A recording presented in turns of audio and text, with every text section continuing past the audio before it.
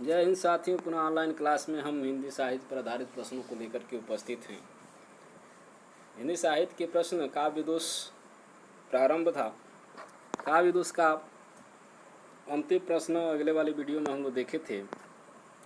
लोक नियम की अवहेलना से कौन सा काव्य दोष होता है? तो ये विकल्प है दुष्क्रमत्व। अब इसके आगे के पृष्ठ पर हम लोग चलेंगे और देखेंगे उस प्रश्न को।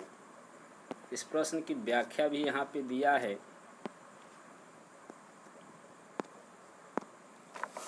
कि लोक नियम की अवहेलना से दुष्क्रमत्व काव्य दोष होता है। आचार्य विश्वनाथ के अनुसार रस के अपकर्ष को काव्य दोष कहते हैं। च्युत संस्कारत्व को च्युत संस्कृति का काव्य दोष भी कहते हैं। जहाँ किसी शब्द का प्रयोग व्याकरण के नियमों के प्रतिकूल या विरुद्ध होता है, वहाँ च्युत संस्कृति काव्य दोष होता है। जब काव्य में गंवारू शब्दों का अधिक प्रयोग हो अथवा गंवारू विषयों का अधिक वर्णन हो, तो वहाँ ग्रामित्व दोष की स्थिति मानी जाती है। अगला प्रश्न है, व्याकरण विरुद्ध प्रयोग किस दोष के अंतर्गत आते हैं? तो ये है चित्त संस्कारत्व। ऊपर वाली व्याख्या में हम लोग देखे हैं।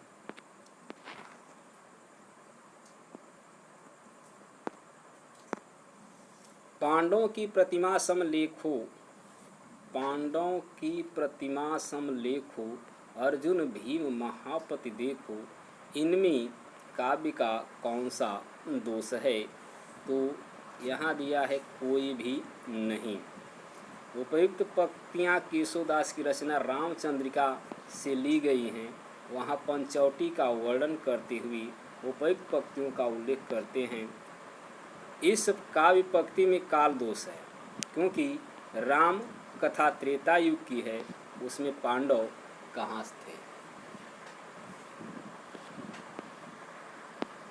अगला प्रश्न है,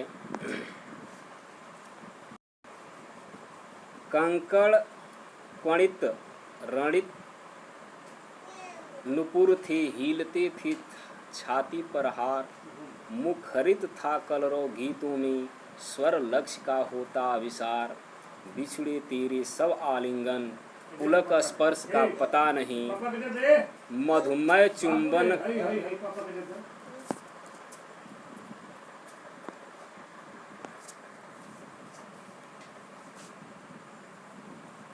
मधुमय चुंबन कातरताए, आज न मुख पूत सता रही। उपयुक्त पंक्तियों में कौन सा काव्य दोष है? तो यहाँ है बी वचन दोष। व्याख्या में हम देख लेते हैं, पता चल जाएगा। जिस काव्य में शब्द सुनने का कठोर और अप्रिय या बुरा लगे, वहाँ वचन दोष या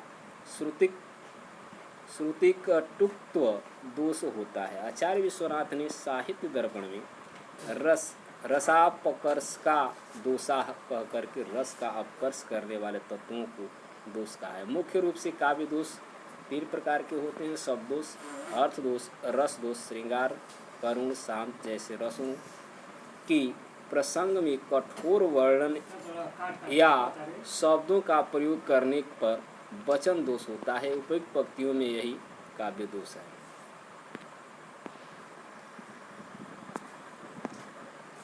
काव्य दोष के कितने प्रकार बताए गए हैं? तो ऊपर की व्याख्या में हम लोग देखें 3। भी विकल्प सही है।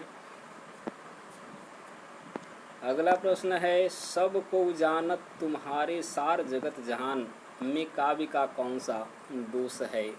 तो यहाँ ये है पुनरुक्ति दोष। उपयुक्त पंक्ति में काव्य दोष है यहाँ पर जगत जहान दोनों का प्रयोग हुआ है, जब दोनों का अर्थ संसार होता है। अगला है, तरु रिपु रिपु धर देख के वीरहीन ती अकुलाई में कौन सा काव्य दोष है? तो यहाँ डी है क्लिष्टित्व। क्लिष्टित्व और का अर्थ होता है कठिनाई। अर्थ को दुरूह बनाने वाले शाब्दिक चमत्कारों की प्रयोग से यह दोष काव्य में आ जाता है। प्रस्तुत पंक्ति में तरु रिपु रिपुधर शब्दों का प्रयोग किया गया है, जिसका तात्पर्य वृक्ष का शत्रु अग्नि, अग्नि का शत्रु जल और उस जल को धारण करने वाला बादल, ऐसे प्रयोगों के कारण अर्थबोध में कठिनाई होती है। अतः यहाँ क्लिष्टित्व काव्य दोष है।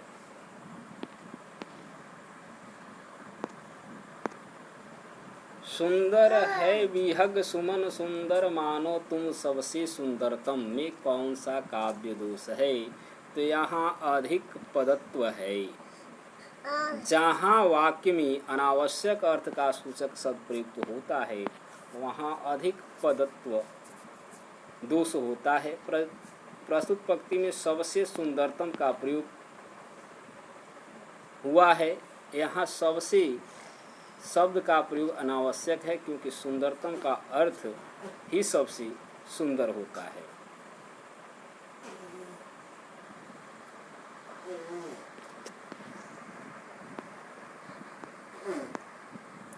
काव्य दोषों की सर्वप्रथम व्याख्या प्रस्तुत करने वाला ग्रंथ है। तो आप जानते होंगे डी विकल्प है काव्य अलंकार सूत्र। काव्य दोषों की सर्वप्रथम वैज्ञानिक व्याख्या आचार्य वामन द्वारा रचित ग्रंथ काव्य अलंकार सूत्र में मिलती है। वस्तुतः काव्य दोष और गुणों की चर्चा भरत मुनि के ग्रंथ नाट्य शास्त्र में भी मिलती है। भरत मुनि 10 काव्य गुण और 10 काव्य दोष माने हैं। अगले पृष्ठ पर चलते हैं।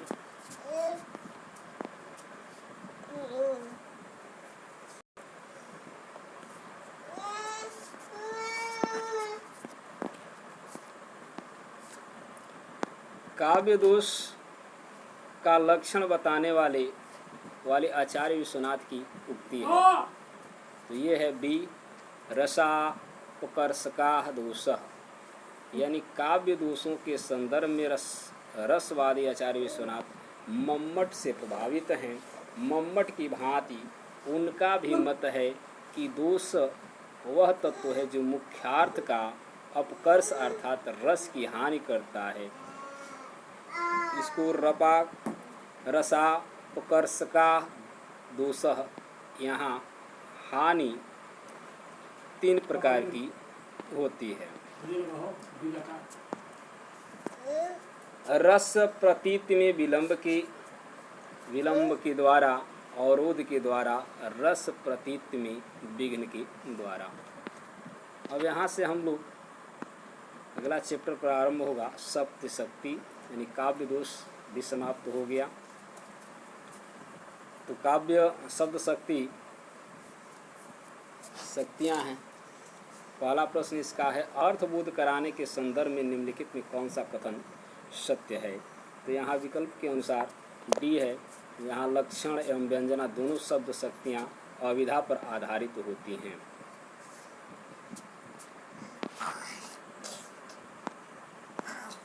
जिस शब्द शक्ति के द्वारा शब्द का अर्थगत प्रभाव पड़ता है उसे शब्द शक्ति कहते हैं। शब्द शक्तियाँ 3 होती हैं, अविधा, लक्षणा, व्यंजना। ये 3 शब्द शक्तियाँ तीनों शब्दों के से अर्थ की अभिव्यक्ति कराती हैं। उन्हें क्रमशः वाचक, लक्षक और व्यंजक कहा जाता है। अविधा ही मुख्य शक्ति है। इसकी प्रतीति सबसे पहले हुआ करती है। कवि देव ने इसकी पुष्टि इस प्रकार की है, अविधा उत्तम काव्य है, मध्या लक्षणा लीन, अधम व्यंजना रस विरस, उल्टी कहत नवीन।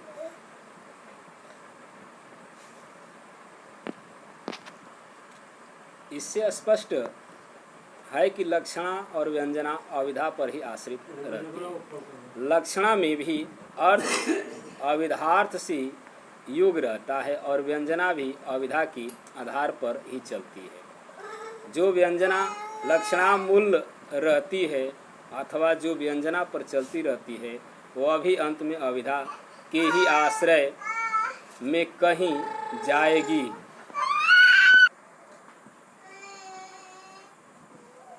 वह भी अंत में अविधा के ही आश्रय में कहीं जाएगी, किंतु चमत्कार की दृष्टि से व्यंजना ही मुख्य है। ये 3 अर्थों का बोध कराती है। उसमें क्रमशः है वाच्यार्थ, लक्ष्यार्थ, व्यंग्यार्थ कहा जाता है। जिस शब्द शक्ति द्वारा साक्षात संकेत अर्थ, जिससे मुख्यार्थ भी कहा जाता है, का बोध होता है, उसे अविधा कहते हैं। मुख्य अर्थ का बोध कराने के कारण यह मुख्या भी कहलाती है। अविधा शक्ति द्वारा जिन शब्दों के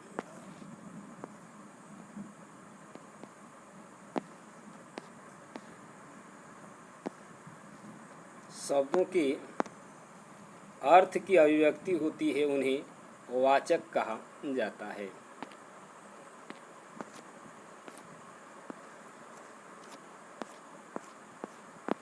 कुछ अन्य महत्वपूर्ण तथ्य दिया गया है। मुख्यार्थ की बाधा होने पर रूढ़ि या प्रयोजन के कारण जिस शक्ति के द्वारा मुख्यार्थ से संबंधित अन्य अर्थ लक्षित हों उसे लक्षणा कहते हैं।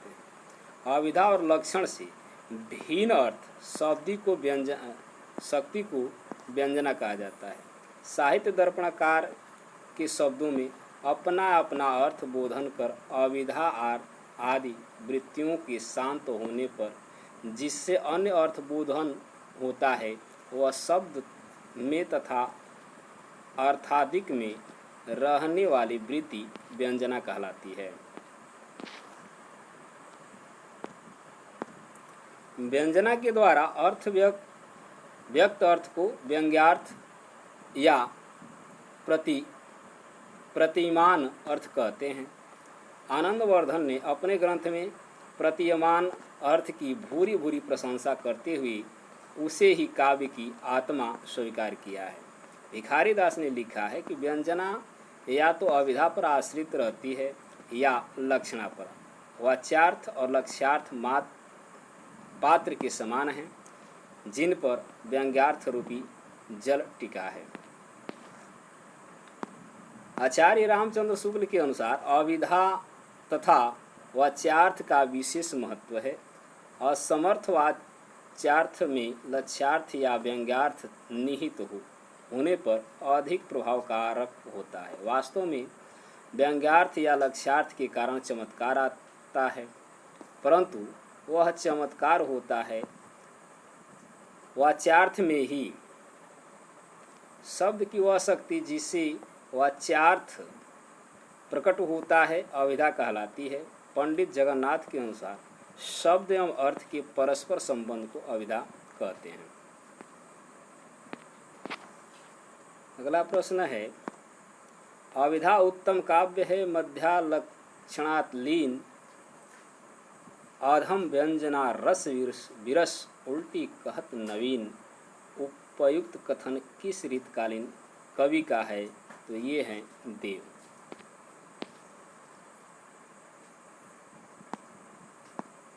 इनमें से कौन शब्द शक्ति का भेद नहीं है?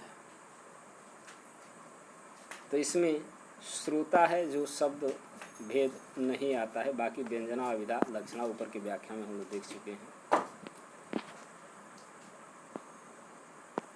अगला प्रश्न है, शब्द शक्ति के कितने भेद हैं? तो 3 भेद हैं। आज के लिए बस इतना ही। पुनः अगले वीडियो में हम इसके आगे के प्रश्नों को लेकर के उपस्थित होंगे। वीडियो को ज़्यादा से ज़्यादा शेयर करें, चैनल को सब्सक्राइब करें। धन्यवाद।